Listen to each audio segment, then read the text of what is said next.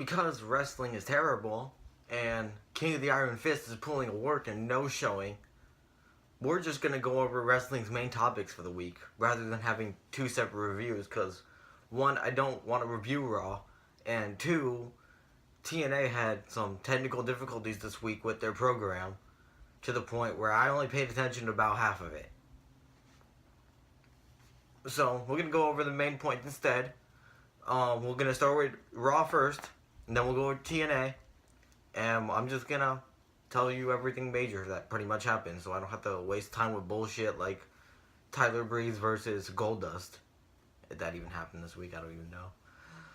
So, the first major segment on Raw was the Ambrose Asylum with Dean Ambrose, Roman Reigns, and Seth Rollins. A lot of you probably found this good, but I found this to be complete shit. It was them talking for legit 10 minutes about their past, making you wish that the Shield was still together. Because you look at them now, Dean Ambrose is a talk show host who's not funny, Seth Rollins is a pussy-ass heel, and Roman Reigns is booed by 75% of the audience. Something went wrong. So, they're all talking about the Shield and how things used to be, and Dean Ambrose pulled out the great line of, "Hey Seth, is your face broken? Because it's killing me."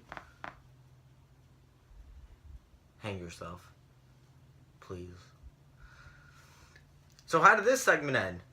It didn't end with Roman Reigns or Seth Rollins going over the other heading into the main event of the pay-per-view on Sunday. No, it ended with Dean Ambrose standing tall to show that he's got a chance winning the Money in the Bank match. Because they teased him cashing in to make it a triple threat match at the pay-per-view. What makes you know that's not going to happen now.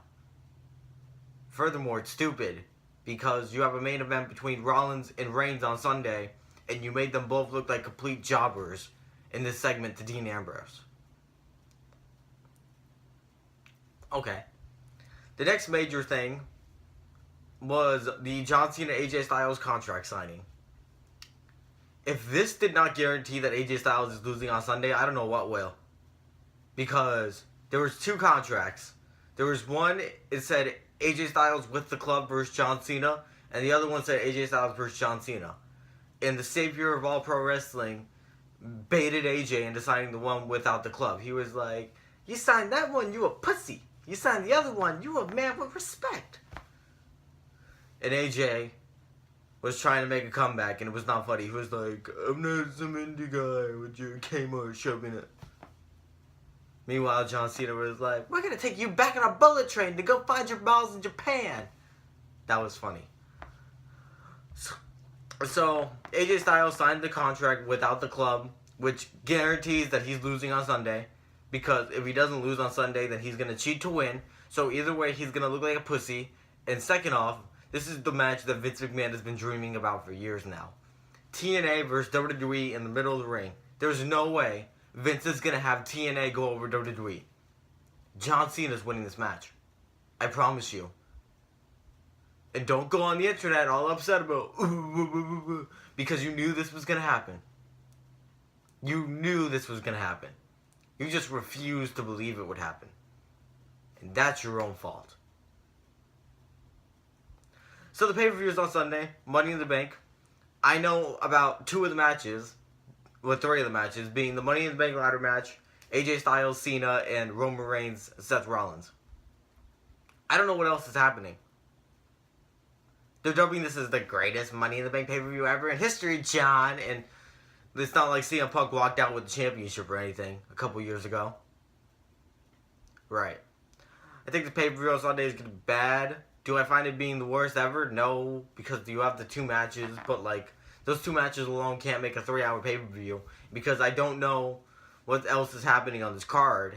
I'm just going to assume that it's going to be another throwaway pay-per-view with no story or reason to care behind it. I think the brand split's happening after Battleground. That should be a good thing. Talk about the brand split for a moment. The rumor is that Roman Reigns is going to be on Raw and John Cena is going to be on SmackDown. This is, I'm going to say, good. Let me tell you why it's good. They want SmackDown to get ratings. Roman Reigns is not going to pull any ratings for SmackDown, I promise you. John Cena will be the one to pull ratings for SmackDown. And if you're wondering how Raw's going to pull ratings, Raw's just going to pull ratings from the name. That's easy for them. People are going to tune into Monday Night Raw no matter what. Simple as that. On to TNA for the week. First thing we're going to talk about is the technical difficulties with Pop TV. Because of these technical difficulties with Pop TV, we did not get a wrestling show until 10:50 this past Tuesday. They say there was a storm in Georgia where Pop TV studios are and it prevented them from streaming Impact. I call false because they had no problem streaming the show before it. It was Impact they had a problem with. I would like to know why Impact was the only show with the problem. And don't give me that, because it was live bullshit. Because Impact does these live shows all the time and they're on tape delay. And they send the footage in 3 hours before the show. So they should have had all the footage filmed already. So this is just Pop TV being a stupid, dumbass channel. I hope I don't have to ever deal with that fucking shit ever again. We did get a replay on Wednesday because the Tuesday airing was the lowest Impact viewership ever. And they still pulled 221,000 viewers somehow. I don't know how. So, yeah. They got an Impact replay on Wednesday. We're going to wait to see how that rating turns out. I don't think it did any better than the Tuesday showing, but we'll see. The other big thing about TNA this week was that Lashley's the new champion. Lashley became TNA World Heavyweight Champion. And now they're putting EC3 back into the title scene. This is good. Let me tell you why it's good. Because EC3 and Mike Bennett have done everything they can together. There's nothing left for them to do. It's time to move Mike Bennett on. It's time to move EC3 on. And where do you want to move EC3 on to? You want to move him on to the world title scene. That's why he beat Mike Bennett. That makes sense. And they're, of course, not building to the EC3 Lashley one-on-one match because I think they're going to save that for Bound for Glory. They're building towards a triple threat. They're building towards Lashley, Galloway, and EC3. Which should be a good match. And then Edwards became X Division Champion. So I think Destination X is going to come up soon. And then we're going to have Edwards versus Lashley for the championship. That concerns me a bit because Josh Matthews did just write a blog about how he thinks Eddie Edwards can be a world champion. It makes me think they're going to pull a Chris Sabin on us. Is it all that bad? Not really, but at the same time, it's Lashley's supposed to be this dominant badass and you're going to have him lose to Eddie Edwards? Even if it's just for 2 weeks, it still doesn't make sense. The other major thing, I'm not going to give spoilers away, but the other major thing about TNA this week is people think Vince Russo is back.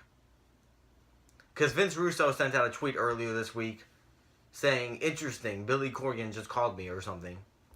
And then people read the spoilers for the show, and people said that a lot of stuff on there was Vince Russo-like.